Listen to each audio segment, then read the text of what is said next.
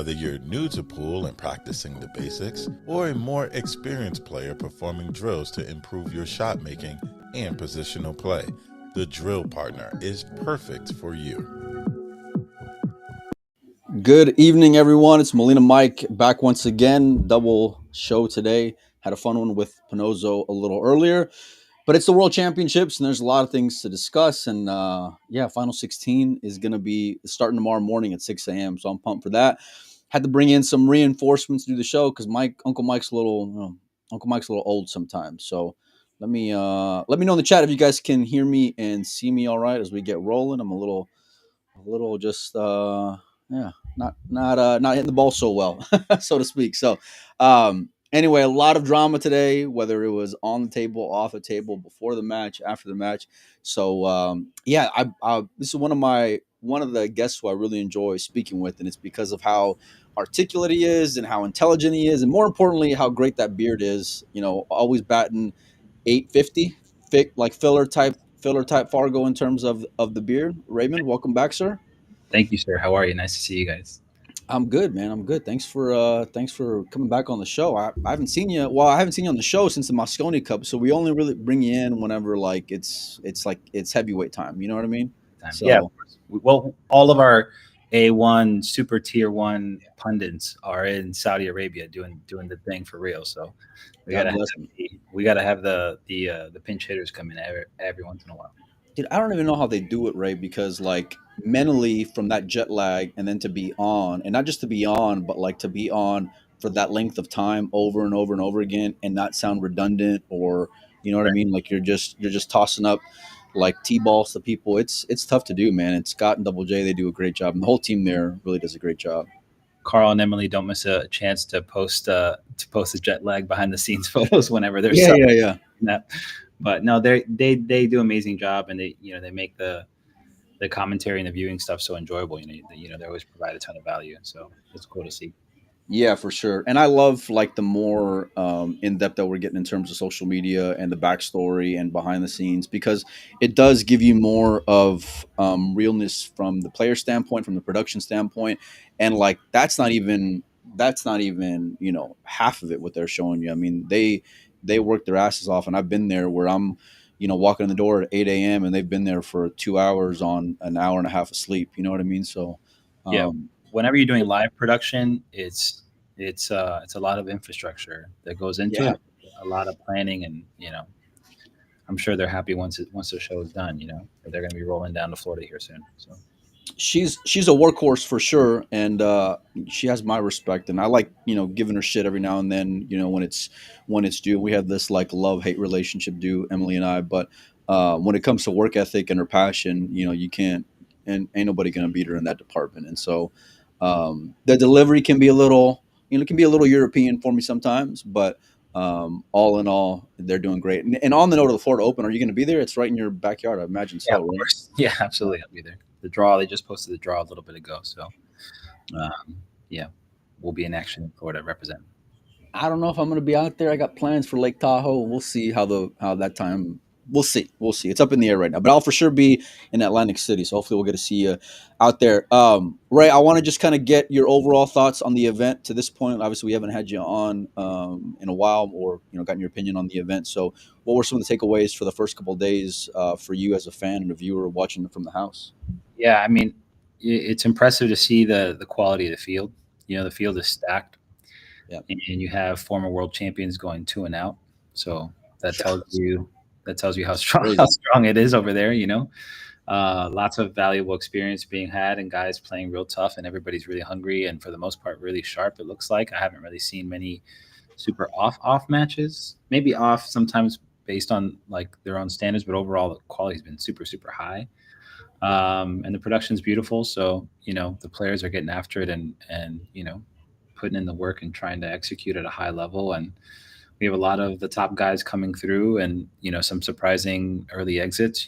But you can't really be too surprised when you have a field of this high of caliber. There's going to be tough matches, and on the day anybody can lose a set. You know what I mean? It's not like Yeah.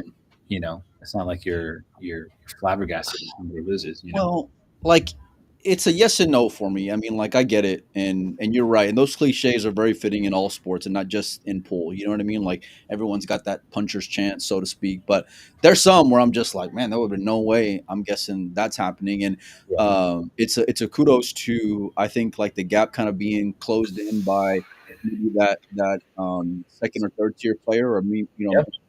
maybe they're leveling up in their own right, in their own respect. And look, I mentioned this to Mike in that, like, they're playing. You guys are playing full time, 9 ball, nine on the spot, and even these regionals that you're seeing across the country, whether they're WNT affiliated or not, like even those tournaments have kind of adopted that style of play and that break, for their tournament. So a lot more for sure in terms of like just being dedicated to that particular 9 ball game. So um, I see some of your comments in the chat. We will talk about the wax skate, so to speak, and we'll also give our predictions for the final 16, final four.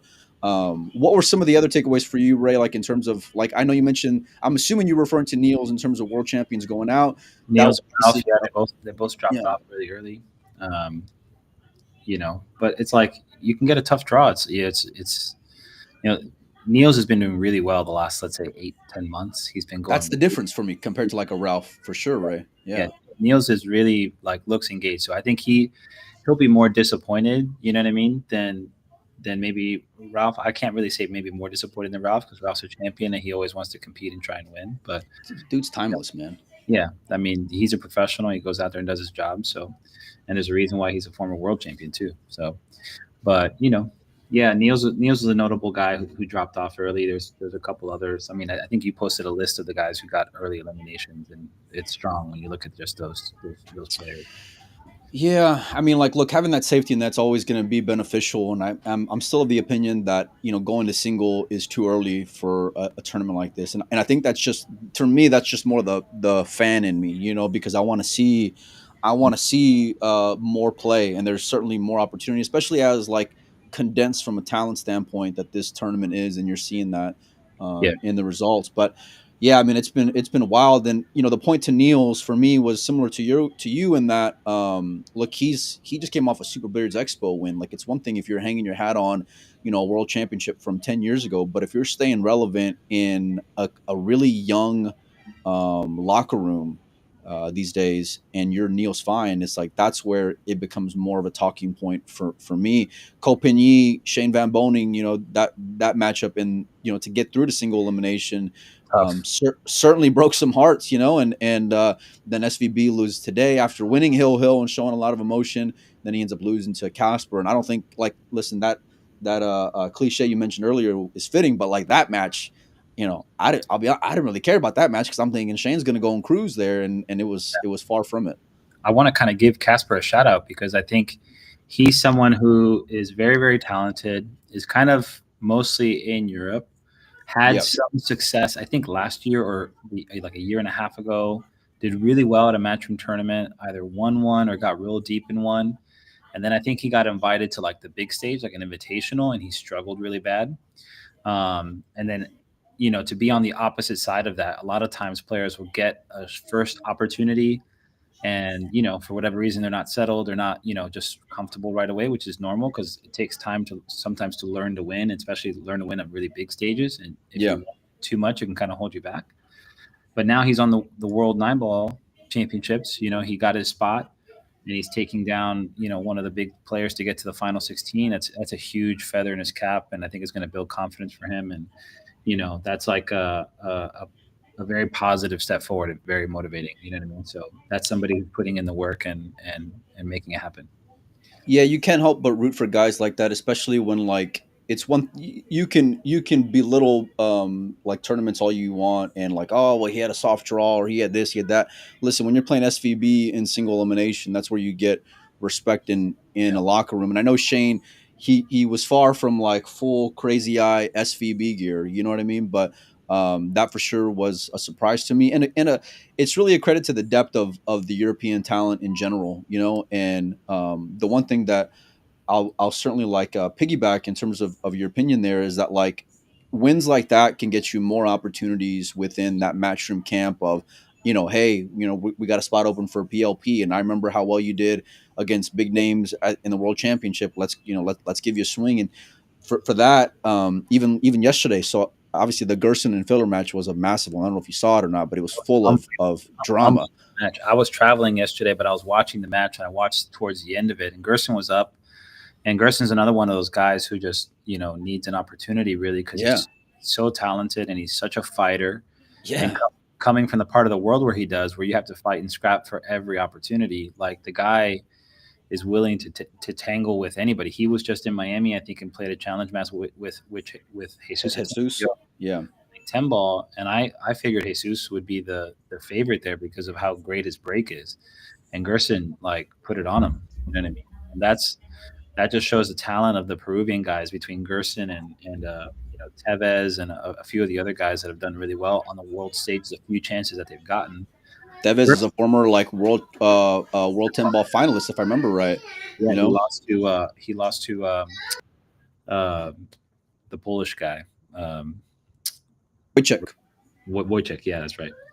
So, but yeah, that was another really impressive match. He came with a long 3-ball off the back cushion. I think Matchroom shared a clip of it. Unbelievable. Oh. Yeah, I think that was to make it hill. And I mentioned this yesterday, but he was 1,000,000% in Filler's head. And I watched a lot of Josh. I'm a big fan of his, despite him not being able to, even though he's not my like a biggest fan of me in terms of my opinion of him these days. But like seeing his attacking style and how intimidating that he can be, seeing a guy become a chameleon, especially a guy who's so offensive oriented, really play a conservative approach, especially like in the thick of the match, 5-6 games in, was really telling. And I think it was more a credit to how dangerous that Gerson is. And after that match, he lost in heartbreaking, brutal fashion. I mean, he was out and he had a chance at Hill and missed a 7-ball. But I texted him, and his English isn't that great. He's gotten better at it. And a lot, even though like he's Latin American, my Spanish isn't that good,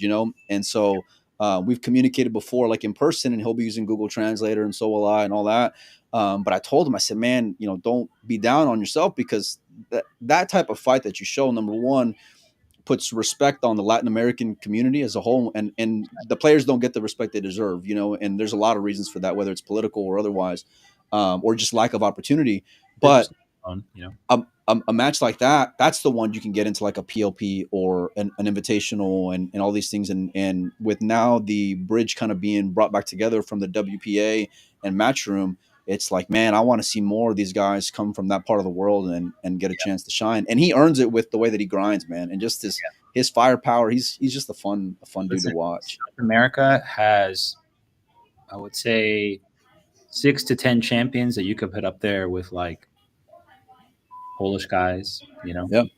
Some of the second tier, and then they'll definitely beat some of these other guys, you know what I mean? Like the top tier. Obviously, Gerson showed he was right there. He just got a little flat on a 6-ball, and on the new cloth, it's really tough to force that ball over. And then he got a little bit of shot clock pressure towards the end, and he felt the nerves. I texted him also. We chatted for a little bit, but he mentioned the equipment as well, and the lack of experience. Yeah, he's not going to sugarcoat anything, and he took it as an opportunity in a very positive way. I think that's what champions do. They take lumps and they say, okay, this is good. I can learn from this and improve. And I think he's a better player for today than he was yesterday. Yesterday was a considerable player. There's also, of course, Sosoa, who represented the girls, and I mean, she knocked out Albin, 2-time world champion. Fucking A, dude! How crazy was that? Unbelievable, and she looked like she was in control the whole match. Looked very calm, and she's representing the ladies and again putting up quality pool, So I feel like just the overall skill level is really high up there, and we're seeing some great performances. And when it means this much, it means this much. It's not just like I beat Albin at a weekly regional or like a Bundesliga thing. It's like, no, this is the biggest tournament in the world. Yeah, and I mean they threw her out to the wolves. TV table number 1. Multiple time world champion, probably the most consistent world champion in the last 10 years at least.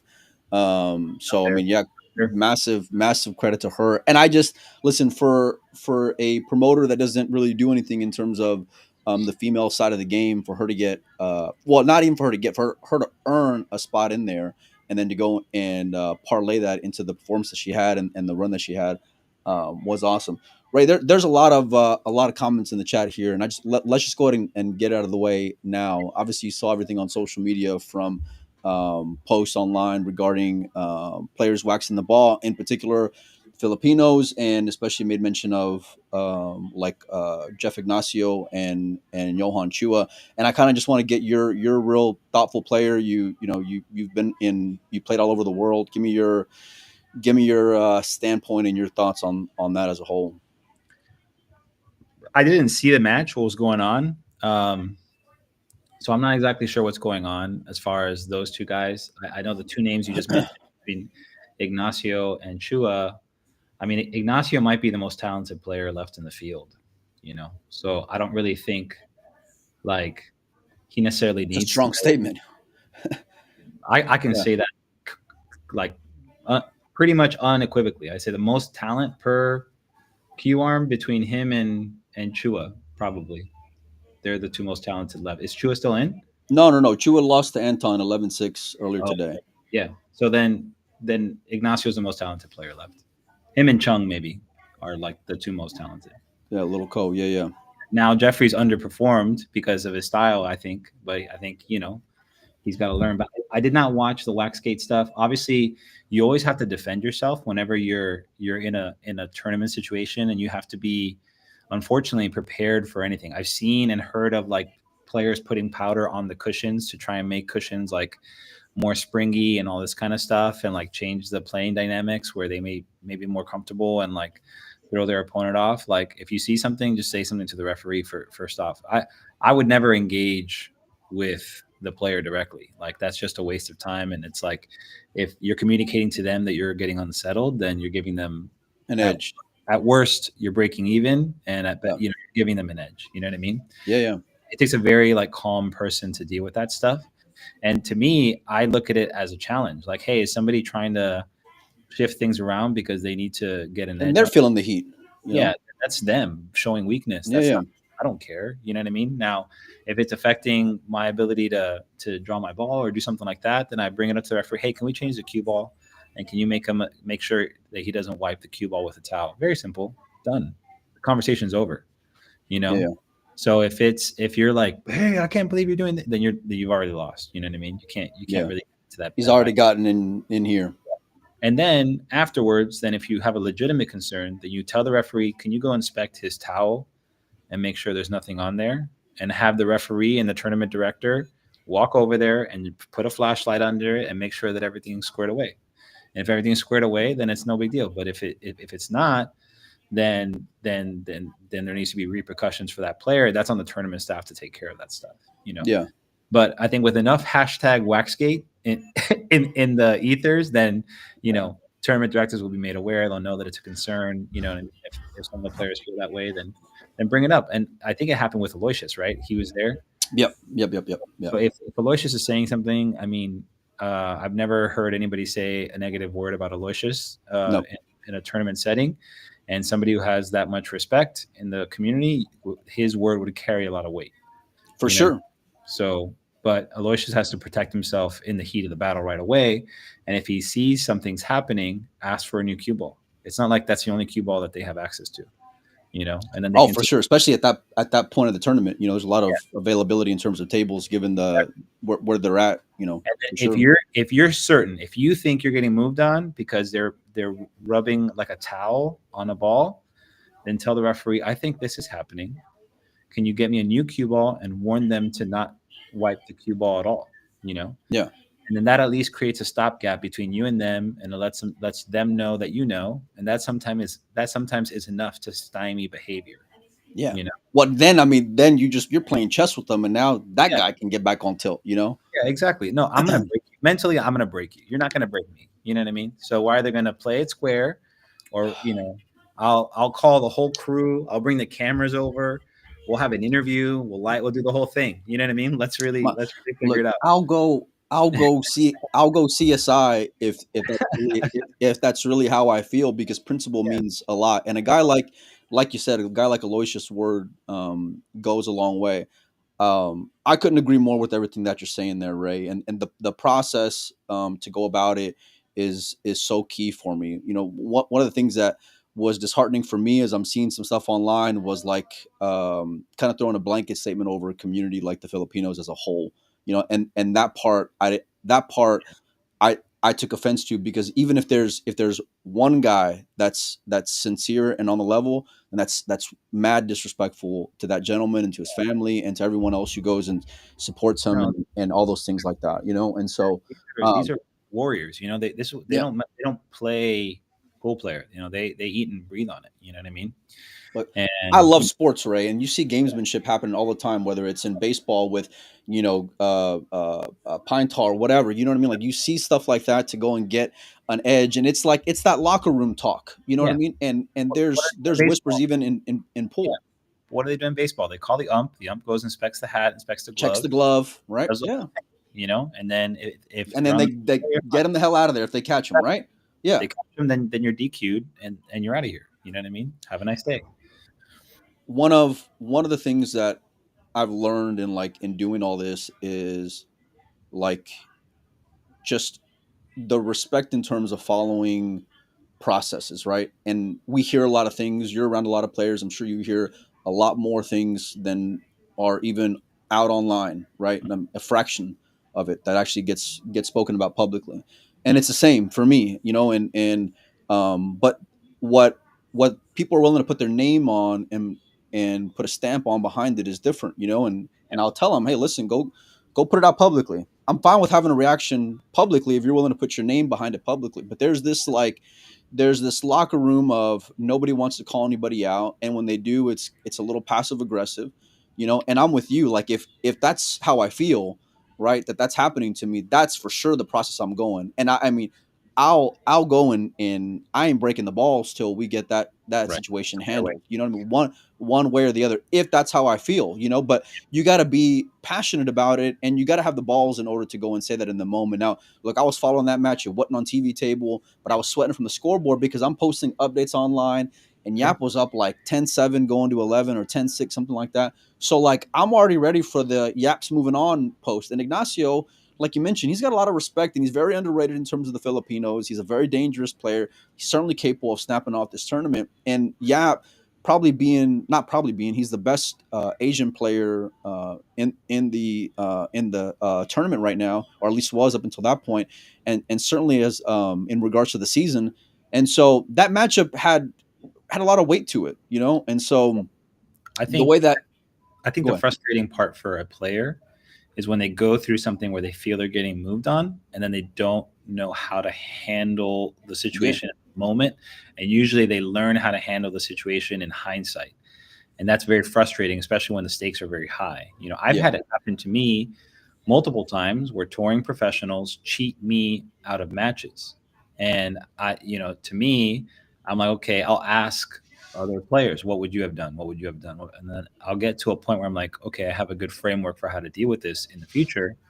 And then I know how not to be vulnerable to that again. But in yeah, the moment, it's frustrating because you feel like, you're a person of honor and you're leading with honor, and somebody's being dishonorable with you in right. a during something where you're assuming that they're going to be honorable. But the trap that you fall in is assuming that they're going to be honorable.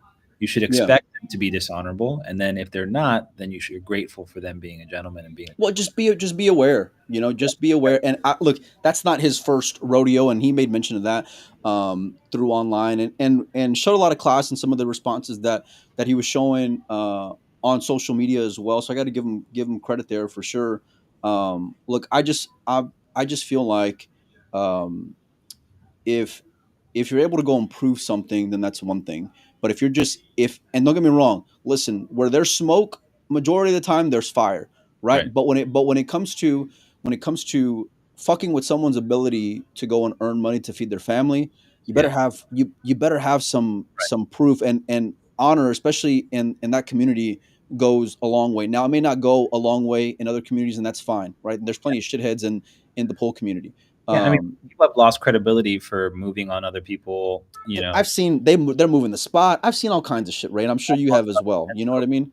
And so it's one of those things where it's like, if you're just trying to get the edge and win, you can win this match, but you lose credibility and people won't want to support you. You know what I mean? Yeah, And you'll just be. I think it's better to go to sleep with a clear conscience. And again, I think the best way to handle things is with transparency. If I feel like there's the ball's reacting, and I'm sensitive to this stuff, I know when the friction changes on the table, and when my spin doesn't equal the same amount, and now I got to start playing like it's back at the beginning of the match. And then you've heard the reputation, right? Or you've been, Yeah, or you've exactly. heard rumor. Right. So if that's the case, and I say, hey ref, can we get a new cue ball? Very simple. Yeah. And then say if I saw him wiping the ball with his towel or putting stuff on his, then make a note of it. You know what I mean? You know how it is, right? It's like it's this machismo thing of like nobody wants to be the fucking tattletale, right? Nobody wants to go and snitch on someone. Nobody wants to, It's more of it's more of if it's to the point of distraction for you and not saying it, you have to carry the burden of like being politically correct, and it's Yeah. you're sharking yourself. Yeah. Then I'd rather just say it. Like I've had in the past, I played this funny guy from South Florida. Great, he's a good player, but just had this reputation for being terrible sport, right? And bad attitude, and used to get into physical altercations all the time with people, whatever. Played him in the semifinals of a tournament to get to the finals, and we go double hill, and the whole pool room is behind me, and I'm shooting towards an empty pool room, and everybody's behind me in the bar. And he gets up and moves all the way around the pool room to like a table way down on my line of sight because I'm shooting the 9 ball in that direction. And I have headphones on at this point, so I don't want to hear this guy. But I know what he's doing. I can't hear him. I can't see him. But just so it's not sharking me, I turn around and ask the tournament director in a firm but vocal way, can you tell this guy to not move in my line of sight? That's all. And then I got back down and I buried the shot, and that's it. And, he put down his cue. But I just didn't want to think about it, because that way I'm communicating to him. I know what he's trying to do to me, and it's not going to work. You know what I mean? But that works for me. Maybe somebody else, operates differently. Look, but you're just such a calm individual. You know what I mean? And so, see, like I'd probably get a little tilted, but that's why, you're in that spot playing and I'm on the sideline like a donkey, and so a great Stoic quote. I think it's Epictetus. He says, if you're offended, just know that you're complicit in the offense. Yeah. If somebody offends you, you're complicit in the offense because you hand them the keys to your emotional car. Yes, man. How many times people said like, you're making me feel like this, you're making me feel like that, and it's like, yo, and I always try to teach that same mantra to my girls, Ray, because it's like, yo, listen, you control you. That's all you can do. If you handle you, that's it. That's all. That's all you need to worry about, baby. Is what I go and tell them. Imagine how intimidating you are if you're unsharpable. Yeah. If they can't get to you. Yeah. Everything they're trying to do, they can't get to you, and then they just yield. They just stop. Because and they can't beat you. No, forget it. You're well, then that's demoralizing on a whole other level. You know what I mean? Exactly. Yeah. Beat them that way. Make it so that you can't be broken. Like I love that attitude. I agree with you 100% in terms of how it should have been handled and the processes and all that. I don't think after the fact is a way to go about it, but yeah. And plus, like, there's just it just opens itself up for keyboard warriors to just take it down a road that you're not coming from. You know what I mean? And to go and paint a picture about you that's not who you are as a person. Sure. And Aloysius, to his credit, like I said, he's got a lot of credibility in that locker room. He's got a lot of respect, and I love the way that he plays the game on all levels, and I'm a huge fan. But yeah, for me, like I said, it's about processes. It's about the way you go about things. Yeah. And look, we're in a very like tech forward world. I mean, hell, my ass can start a podcast. You know what I mean? And so there's ways you can figure out whether or not there's something there, and if there is, and if you believe it, God damn it, go and stand by it until you get some kind of resolution. And so and then you can go and move on, and things will be whatever they'll be. I think that's an undervalued move of like, if something's really jarring you and, you're just put your cue down on the table, like, hey, I'd like to talk to the tournament director. Done. Yeah. And I'm not shooting again until this is taken care of, because now the tournament's not progressing, until we get recorded. And then that way you can remain calm. You don't have to get emotional. I'm like, hey, I think this is going on. Can you just inspect, double check, get us a new set of balls, whatever, simple. And then you handle it. You stand on business. If there's nothing there, then you just move on. You can move on with clarity. If not, and there is something there, then maybe they forfeit him a game. Maybe it's, So Look, there was shot clocks on weird tables throughout the tournament, especially early on. So I'm assuming someone's complaining in regards to time. And the reason why I bring mention of that is because like there's ways to just get it handled before it becomes a problem, or whenever you notice it's a problem to go and handle it. And there's no like shame or anything into bringing it up to the proper channels of authority. You know what I mean? Because you have to you wait a don't. whole other year to get this Yeah, opportunity. And you have to be top. I mean, for some of these guys, they're going to be top 100 no matter what. But you're yeah. here. You have every right to be there as the next guy. So you gotta sometimes be your self advocate. Sometimes the players struggle with that, but that's part of it. When you're in a lone sport, a single sport. In the So moment, in the right, moment. Yeah, which 100% takes a lot of agree. takes a lot of poise. All right, now that we got that out of the way, Ray, I'm over here rhyming. Let's talk some pool and let's talk today's matches. And it started the day with a lot of drama. And I had Mike on earlier and Filler, the guy who we dubbed as the early tournament favorite, and rightfully so. Actually, it wasn't just us; it was the books and it was everybody else on Earth for that matter. Goes out to Max Lechner, and in the round of 32, Max loses to Federer. Federer had dodged a bullet in Jonas earlier on. I felt that was a trap match. I felt if The he was the Jonas one. yeah, yeah. I felt because Jonas has been strong, man. He has been playing really good. I saw him play in Seattle. I got to the quarterfinals of that tournament, and Jonas just looked like clicking, clicking, clicking. He's just gaining confidence all the time and winning events and going really deep all the time and beating regularly. He's doing the Mickey. You know what I mean? I think right now Yeah, yeah, it's he's a in good his comparison. and being around two champions, very very close. He has more support even than Mickey had, and because he's For got sure. FSR and David. That round of 64 match was, I think, Federer's The happy to get past that one for sure.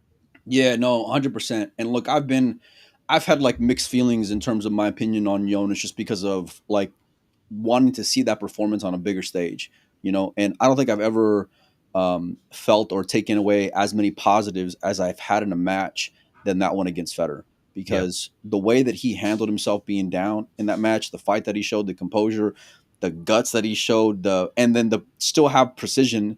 And don't get me wrong, like he got out of line towards the end of that match and got some unfortunate rolls. And I got in rolls earlier on in that match, but like man, he showed just the fighter that he was. And look, he was not. regionals are I think he yeah, was 9-9 breaking. yeah, yeah, and made a hell of a shot too early on. He got hooked, and then I think that's when he went for The a jump shot or something and then fouled. But Danny, um, yeah, it's like that's something that you can really take a lot from because of the type of player that Federer is and just how intimidating that he is yeah, and knowing that you're an underdog and it I look a lot at the nonverbals, and the way that he was carrying himself around the table. He wasn't the moment wasn't too big for that kid. no, Now a tournament where you're racking the balls yourself when you're manipulating a template and all that, I don't give a whole lot of weight to. I mean, they will in terms of rankings and all these things, but like on the majors, and this one being the biggest one of them all, is where you go and get more respect. And I got to be honest with you, man. Like I got the world of respect for him after seeing that match with Federer. But I did think, and even though Max took out Filler, seeing that matchup with Federer, and I'm going to say the same thing with his matchup against Mario in the round of 16. It's like that's Federer's like comfort ground right there. These European guys that he's been around for forever, yeah. who have kind of shrunk a little bit over the last couple of years in terms of how they've played before, and so yeah, I mean Federer handled his business, but for sure that was a trap match Yep. with Jonas, and getting out of today was massive. And now it's like okay, everything's looking pretty good here for Federer for the rest of the tournament, or at least for the next couple rounds anyway. I felt like if there's guys that start slow, like last year, Federer lost his first match.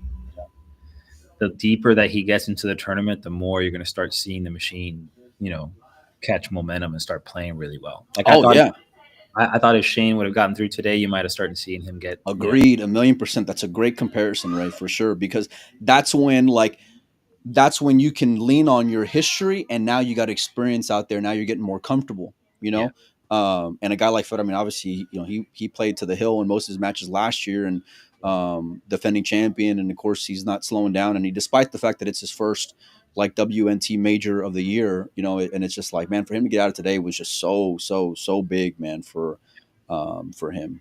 So, um, Huang takes out Marvin Assis 11-6. Jeffrey Rhoda defeats Jason Shaw 11-9. Jeffrey, Anton Raga was the story as well, taking out Chua, who was a big favorite, 11-6. Amir Ali 11-4 over Tien, and Conrad 11-7 over Labutus. What were some other takeaways for you, Ray, among some of these matches?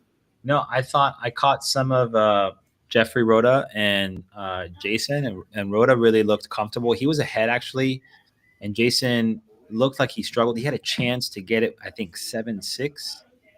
I think he had a chance to get it 7-6 and hit a two ball, an opening two ball after the break, pretty poorly. But I would say poorly based on Jason's standards because that was a tough shot. Like most people, if you miss Yeah. that shot, like okay, But Jason being such a straight shooter, I noticed just a little bit of like emotional bias for him being negative. Sometimes he shifts into this like kind of negative place. If he would have buried that ball, he would have been down 7-6 and breaking.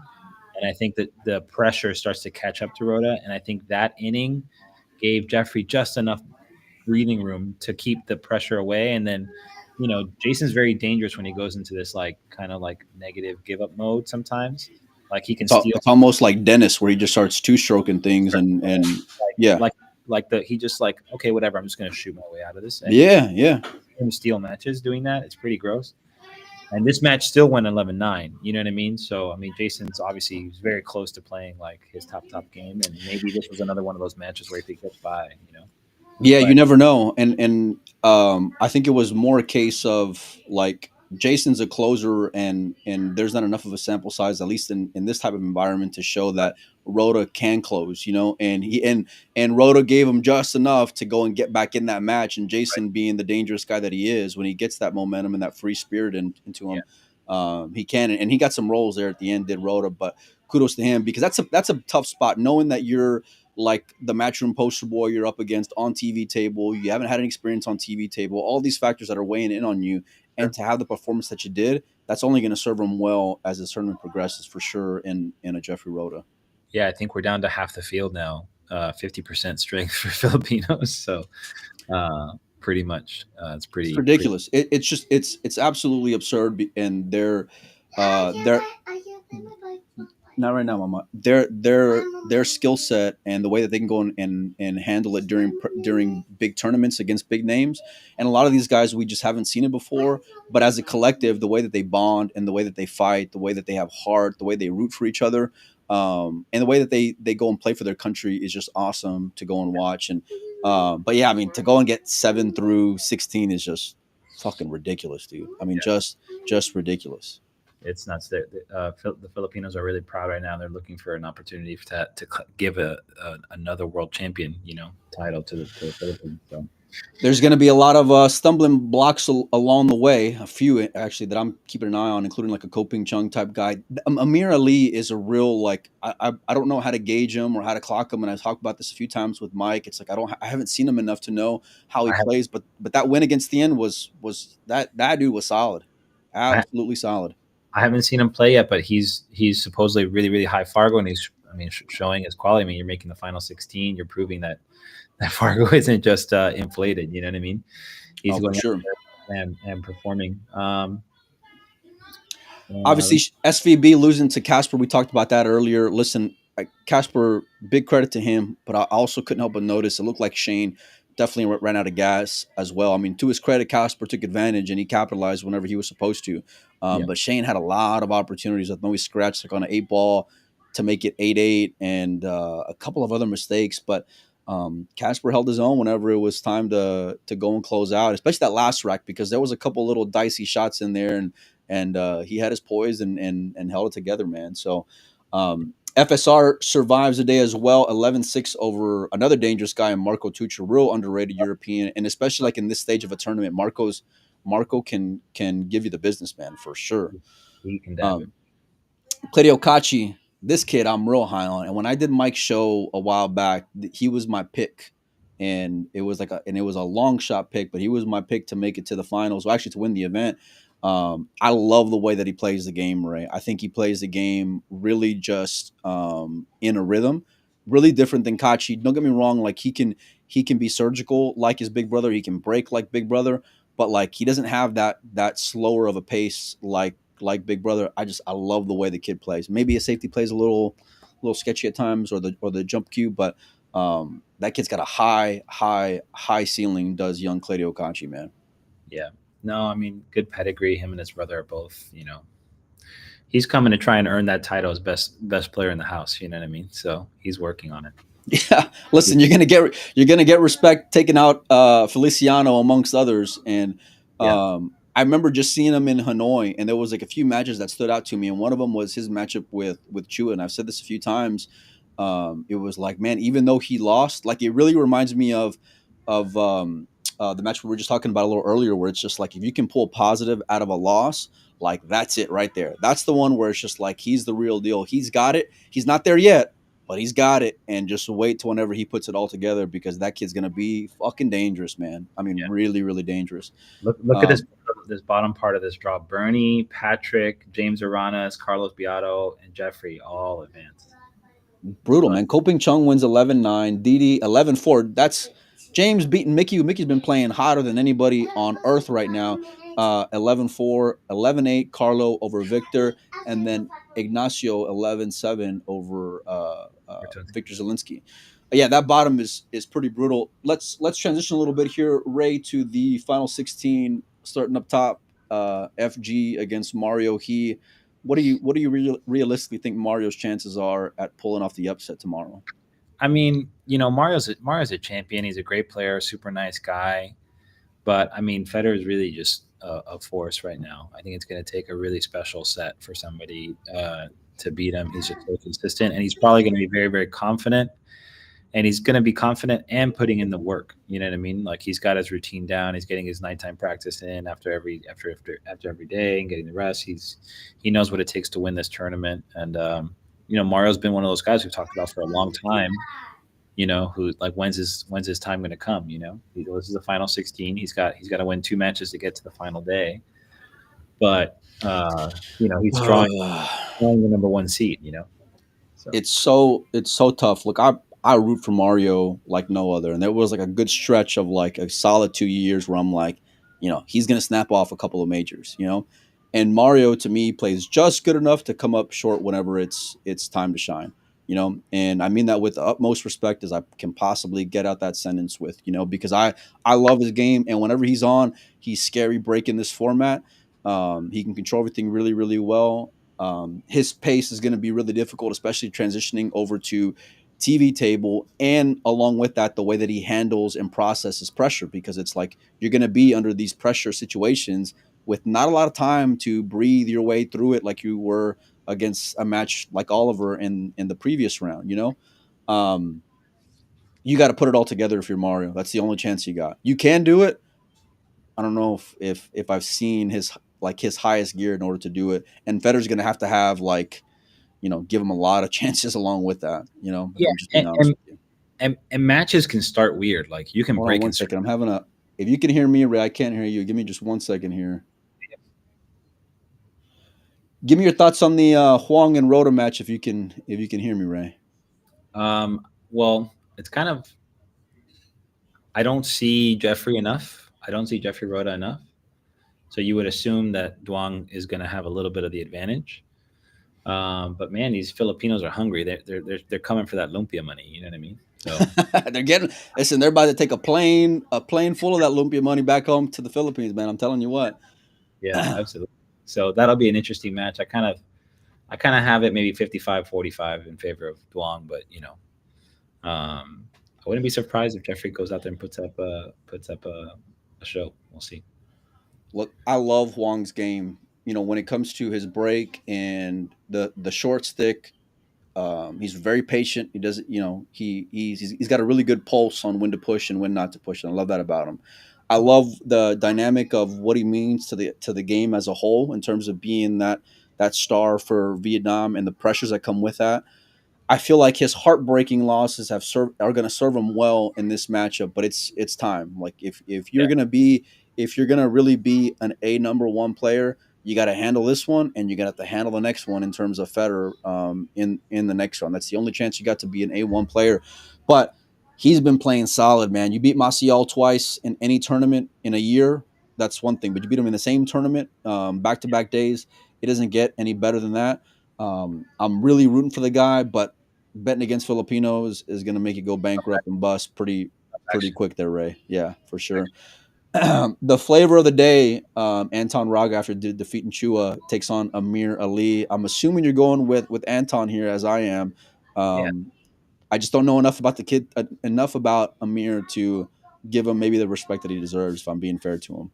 that'll be a table one matchup too, so he'll get the main TV table, which is nice, and we'll get to see him under the big lights. But yeah, Raga's been here before. Obviously, he's finalist of the what was it, the Spanish Open.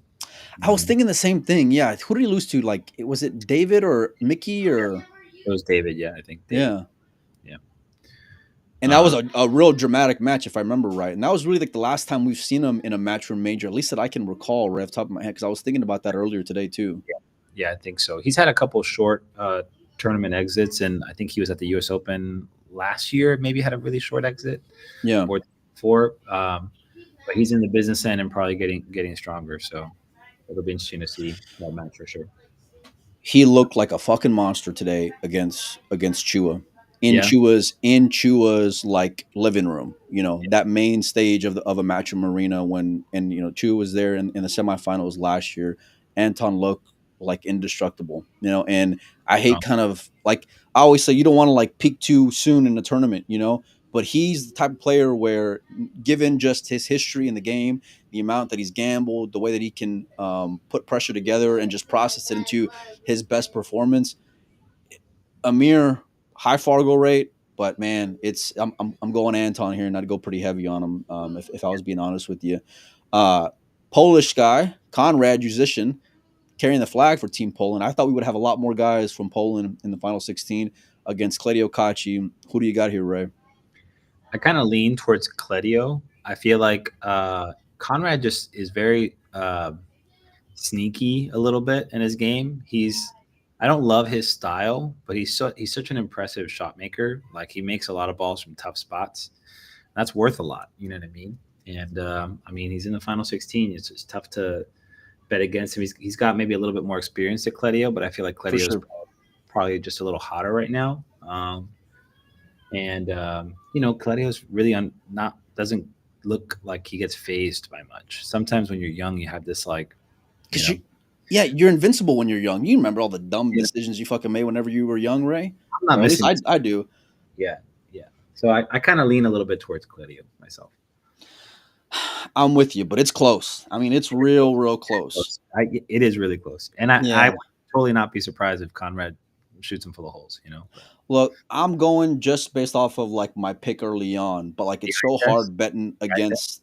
Yeah, for sure. And listen, Conrad has been playing all over the world in big spots. Not big spots, but like he's been to Derby, he's been to European championships, he's been in matchroom majors before, he's been on World Cup of Pool, he's been in so many different environments before. Seems to be fit. Both the Polish guys, Conrad and Misko, seem to be getting their physical game in order as well. It's real close. I think either way, if you win, congrats. You're probably going to get Anton, so it ain't going to get any easier. But I'm rooting for Cledio. He was my pick early on, and I'm going to stick with him. But it's more of like I'm finding like strands to like justify it, if that makes sense, right? Yeah. I think it's definitely gambling for sure. FSR versus Casper. If I have a sentimental pick in this round, you're going Casper on me.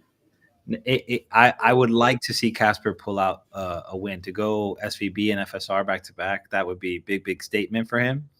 I think though you're in FSR's house. You know what I mean? At this point, you know what I mean. The guy is really. I mean, what hasn't he won?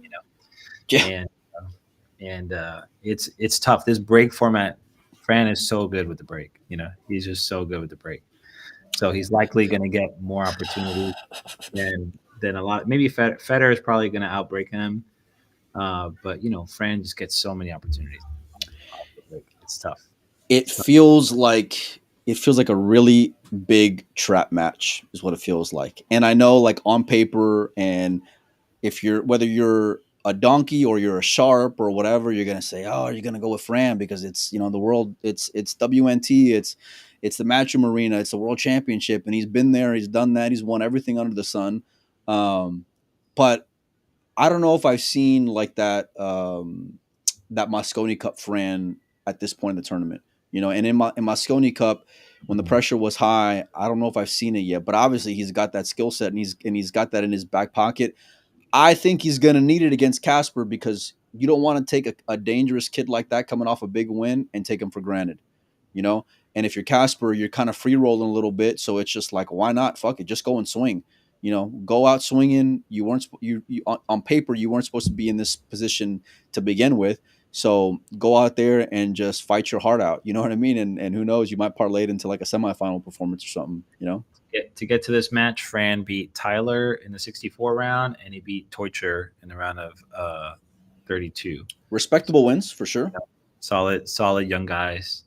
Casper's the next up and comer, coming at him. Listen, you want some respect? Go and beat FSR on TV table, man. Bernie Regalario, 2 Filipinos matching up against Patrick Gonzalez. I'm Team Bernie on this one, Ray. I don't know who you got. I haven't seen enough of Patrick myself. I know the reputation. I know he's a monster, but man, I love Bernie's game, man. I love the way that he hits the ball. I love the decisions that he makes. I think on TV table, he showed a lot of poise out there earlier today. I got that kid going pretty far in that round of the bracket, if I'm being honest with you. And this match guarantees a Filipino advances. So Team Lumpia's got another. Yeah. And there's some big jumps right now, Ray. I think they're doubling up to. I think they're guaranteed 15,000, and then it's another 10,000 if they win. Like that goes a long way. So big leaps for sure. Down below, you got Ko Ping Chung against Didi. I don't know if anyone can stop that little guy from Taiwan, Ray.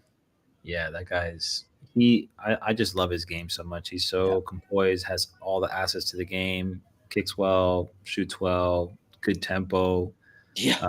Handles the pressure great, can come with a big shot. I mean, I love little Ko, and he's just super humble, which I appreciate a lot about all 3 of the Ko brothers, actually. But yeah, Ko Ping Chun is fun to watch. We all saw what he did to Yap, in that semifinal match or whatever it was. He's got 99 problems, but making a ball wasn't one of them, Ray. Look, in that round prior, seeing James against Mickey was really telling for me, and it's really the respect that I have for Mickey's game and the way that he goes out all around the world and battles every and anybody. And so for James to have that kind of win in that spot of a tournament, where you're always like that little redheaded stepchild to some extent in that locker room, for James, like he looked really good. His break was really fluid, but you're going to have to come with your A1 game against Little Ko. There's no mistake about it. And I think James is capable. He has enough experience having played at this level to bring that kind of game against Ko. So it's not something that I would be surprised if he did, but I think he has to bring his best game to beat. Oh, yeah. Ko, and to put the pressure on him. You know what I mean? Yeah, because little Ko doesn't get too phased too easily, No. And even like you couldn't tell if he's down, 7-2 or up 7-2. He's going to play the game the exact same way. He doesn't get rattled by any particular spot of the tournament, but he's the type of player where he'll suffocate you, and he's not gonna beat himself. If you want to go and get that guy out of the tournament, you're gonna have to go and beat him, and you're gonna have to get that Mickey type game tomorrow against Little Ko in order to do it. And listen, James is capable, like you mentioned. I agree with you 100%. But man, that one's gonna be really exciting to watch. That one more than anything, I'm real excited for in this round. Down below that, Ray, we got Carlo Beato against Jeffrey Ignacio. You were real high on Jeff to start the show. You think he's got a chance against the Black Tiger? Yeah, I think he's capable. Obviously, I think he's incredibly talented, this guy. Like you see some of the stuff he can do with his stroke. If you watch some of the videos of what he's done, I've played him before at a U.S. Open. The guy's really, really impressive player. He's, I think, slowed down his pace a little bit more. So I think it's starting to tell and show, and like a little bit deeper finishes and big events. And I think he just won a big tournament. Didn't he just win something big in Asia? Maybe like a CPBA tournament or something out in Taiwan or something. Yeah, I think so. Something along those lines. Obviously, Carlo is like right now the head of the Filipino army. Yep, you know what I mean? Yep. That's the big guy that everybody kind of respects. But I think the vibes are all super high right now for the Filipinos. Yeah, that's a tough match. I don't know.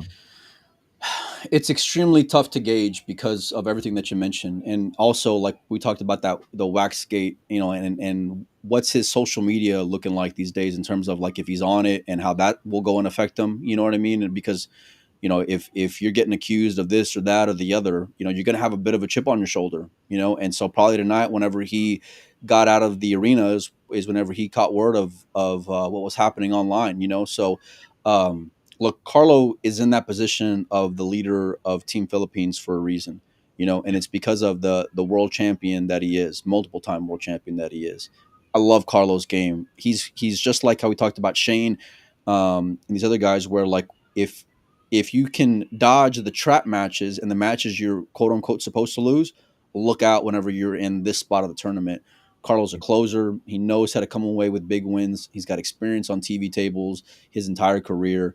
Um, I like Jeff. It'll be a great matchup. It'll be a battle for sure. Yeah. But I'm giving the edge there for Carlo. And this bottom side of the bracket is pretty rough. It's like you got Give me who you got. So we got. I'm gonna scroll here just a little bit. Give me who you got coming out of these 8 guys. Give me your player you got coming out of this side of the bracket here, Ray. the bottom half. Yeah, and then I we'll think jump into the back half. I think we picked FSR against Bernie in the next round, and Kobe Yeah, Chuck against Carlo maybe. yeah. And then I think I like FSR against Bernie, but that Koping Chung Carlo match is like if it Whew. goes, it's like, I mean, box office. What are you doing? That's a pick 'em. Um, I kind, I don't even know. That's like, ugh. I'm gonna get hate mail from my Filipino friends if I just think that's a pick between Koping Chung and Beato. I would say 52%, 48% Co. Okay, Maybe, you know what I mean? Like okay. maybe just down to like the repeatability of the break, um, because all the other decisions I think Carlo Okay, has as I'll much tell you key. this, Ray. How about this? Give me what your head says and what your heart says coming out of the bottom. Then I'll give you a little out here. Bottom, my head says FSR Koping Chung, Okay. and then if I use the heart of the cards, and then I'll say Beato against Casper Makinen. You're going way out there in terms of the heart, man. Yeah. Look, if I'm going heart, I'm going Bernie and I'm going Bernie and Carlo and all Filipino clash coming out of the bottom. If I'm going head, Yeah. I'm I'm still going Bernie. I'm gonna ride that train until the Wow. end. I'm still going Bernie, and I'm going Ko Ping Chung because he looked really really dangerous today on TV table. He looked like he was just about to get ready to rev that engine up to turn Yeah. into that U.S. Open monster that we saw against Aloysius. Now, And so let me tell you something. You have a chance here for an all Filipino Final Four. well, since you brought it up, let's bring up the top half of this bracket then, Ray. So we got Federer, Huang, Anton, Conrad, Mario, Rhoda, Amir, and Cledio. Give me what the head and the heart thinks coming out of the top side. I think I like Fedor and Anton. Okay, I like that. Is that Yeah. just like that's just across the whole blanket, head and heart? I think Fedor and Anton are coming out of that group of 8. And then I think I like Fedor getting to the final from there. Oh man. Okay, look. If I'm If I'm using my GPU calculator, you know what I mean? But I need like Chat GPT to help me out here a little, right. a little something. You know what I mean? I need some extra assistance. Like if I'm going ahead here, you got to like Federer, and I'd probably go Federer and Anton just because of reputation, resume, and experience. And where you're at as of yesterday, and where you've been at basically your entire life. Right? Yeah. That's what like my head says. If I'm going heart, it's a very different pick. If I'm going heart, if I'm going heart, I'm going Huang Uh, and I'm going Cledio. Those are the two guys. Those are the two guys that I'm going with. I want to see. Look, I want to see Vietnam get a champion in the next couple of years because of the potential that it could do for the sport and for that region, you know. And I at least want him to be around the following day because it'll just boost up those numbers and help get more viewership and things like that. But Federer is a tough dude. Anton, another tough guy, another tough player. And then you get these other champions that are just there waiting to go and bust the whole bracket up, you know? So I agree. all right, Ray, I'm going to get you out of here on this. Give me your world championship prediction winner in the overall. Right now? Right now. Yeah. Right now. From the last 16, I think I want to see Federer and either Federer and Ko or Federer and Beato. One of those two would be a really awesome final. I think that's part of the marquee matchup for sure. You know, it'd be box office. Look, man, I don't know what to do, man. I'm so stressed out about this pick here, Ray. Look, I'm going off all Team Philippines in the final. I'm going Anton Raga versus Bernie Regalario. They've been taking over this entire tournament from the beginning. You're going with Bernie to come out of that bottom four? Listen, I picked Bernie with Mike, and I'm gonna pick Bernie again, dude. Okay, that's what I'm gonna do. And he may fizzle out against Patrick. I don't know because I don't watch a lot of Patrick, if I'm being honest. But I'm gonna ride that ship here, and I'm gonna keep on rolling with it. We need like the village of just some Filipino village to sponsor Windows Open podcast with Lumpia for the year if we get a double Philippine final. Listen, I'm gonna eat really well when I go to Manila later on this year. I'll tell you that. There's some of the nicest people, and the food's so bomb, man. So I can't wait. They're like the Asian Cubans. I love them. Yeah. Well, look, but the picks you made, I can't argue against that either because Federer's only going to get stronger. He's only going to have more experience on TV table. He's only playing the best pool of his life right now and the best pool in the locker room right now. And then I know who Little Ko is. I know who Carlo is. You know, I can even say even James. But I'm going Anton and Bernie in the finals, and we'll see what happens from there. We'll see. Ray, it's always a pleasure. If you're free tomorrow night, I'd love to chop it up with you and see how the Final Four looks if you're available, my man. Yeah, let's do it. All right. Thanks all you guys for hanging out with us. I got to go handle my girls. They're driving me nuts already. So we'll see you guys tomorrow. Enjoy the World Championship Final 16. Check it out on WNT TV and enjoy the rest